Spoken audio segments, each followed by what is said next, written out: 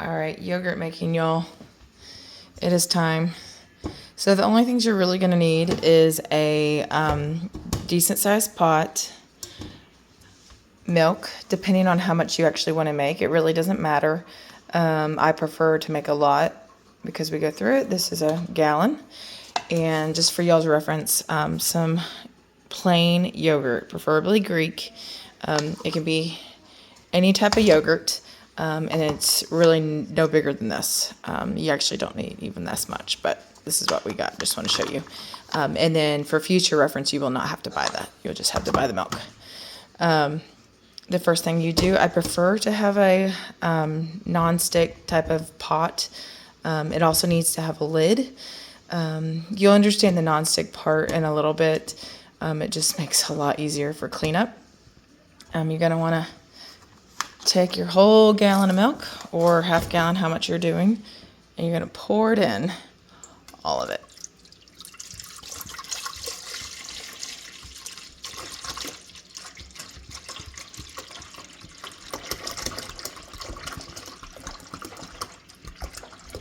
This is why you need pretty decent size. All right. The trick is to get to this to a nice boil. Let it boil for about 10-15 minutes or so. And then you turn it off and you just keep it on the stove. So that's what we're going to do now. I'm going to start it off a little bit on medium-high, and then I'll probably knock it down to medium once it starts to boil. All right, y'all, so it's been boiling for about 10 minutes. You're welcome to stir it, but don't dig down into it, because if you start, you'll start to feel something down there. It's normal. It's kind of like it feels like burnt milk. You don't want that actually in your yogurt, so you just kind of want to keep it at the bottom of the pan. This is completely normal. This would also happen if you cooked yogurt in an Instapot. It's kind of like the natural process of making yogurt. So I'm going to now, after 10 minutes, going to go ahead and take it off the eye, let it cool down over here. This is something that you're going to want to kind of make towards the end of your evening as you're closing down your kitchen and you're doing other things. Just let it boil real quick and set it in, because the cool down process is what takes a little bit of time. But you can also use whole milk. This is 2% milk or non-fat milk. Any type of cow's milk, I've found that this works perfectly fine. So it's boiled and now it cools. Okay, it has now cooled. You prefer to have it about 100 degrees, a little bit over. You'll see it has some residue on the sides. That's normal. Now you can go ahead and just add your culture. I like to actually do an extra step. You can do this at the very end, but for me it's just a lot easier when it's still a little bit warm. So I told you not to dig in earlier, deep down. Well, with a non-stick pan, you can actually, towards the end as it cools, dig in to where you get this one big piece. I know it looks absolutely disgusting. And I will put that right there because I'm going to throw that away. I think there may be one more piece. There you go. This is just the bottom of the yogurt, and I definitely don't want it in the yogurt. So now it'll be nice and clean when you add your culture. I just added the culture. I'm stirring it in so it gets nice, and make sure you don't see it anymore. Mixed in so there shouldn't be any major clumps. Oh, I think there's one more piece of that. There it is. It's a lot easier to get it when it's lumpy. You can just leave it at the bottom of the pan. I just noticed it's a pain to get off when your yogurt's all said and done, and I do not want it in my yogurt. You could also use a strainer, but it's fine. All right. Once you get that all blended in, you gotta put your lid on it, and that's not even the right lid. All right, so the last thing you do is you put it in the oven. Do not turn your oven on. The only thing you want to do is turn on the light option. So it looks like that. And then you go to bed. And in the morning, you'll have yogurt. All right, it is now 6 a.m. in the morning. I just got up. I took it out of the oven. It officially is yogurt. Marvel says good morning.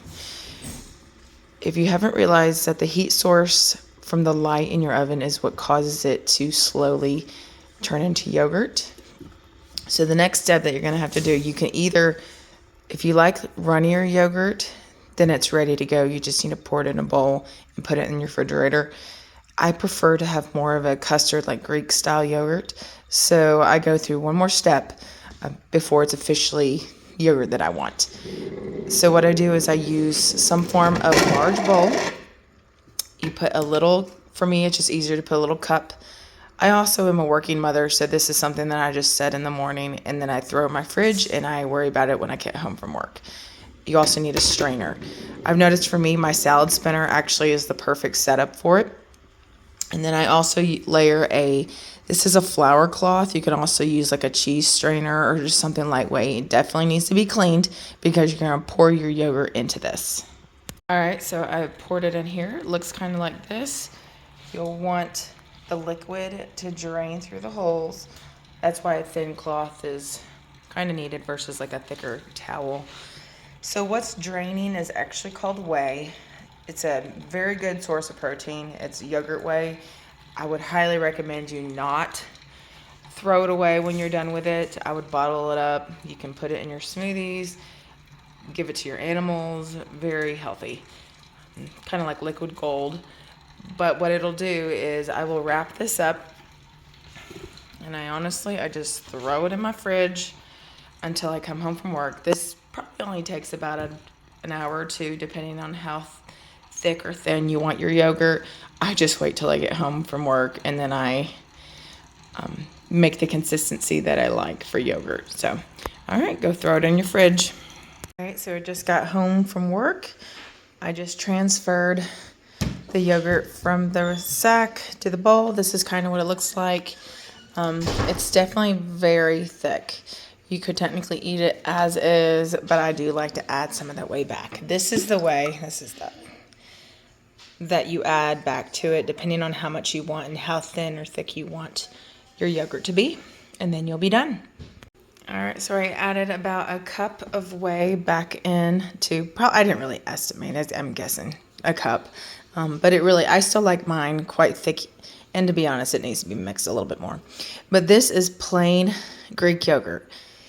If you want to sweeten it, you can add sugar, stevia, whatever you like. Also add a little bit of vanilla, add some frozen fruit, however you like your yogurt. I have been starting to use this for naan bread, which kind of is a new thing for me. Don't forget, do not throw these away. I know they don't look that appetizing, but give it to your animals at least because it's good protein, and all in moderation, of course. The last thing that you need to do with your Greek is you want to save about half a cup to 3/4 of a cup of plain Greek yogurt from this. Put it in a small container, put it in your fridge.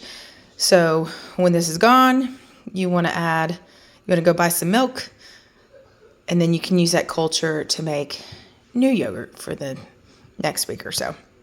But this lasts me, our family of 5, probably about a week.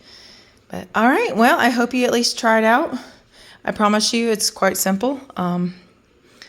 It's a game changer for me in yogurt to add it into recipes and stuff because it's so much more affordable. All right, y'all have a good day.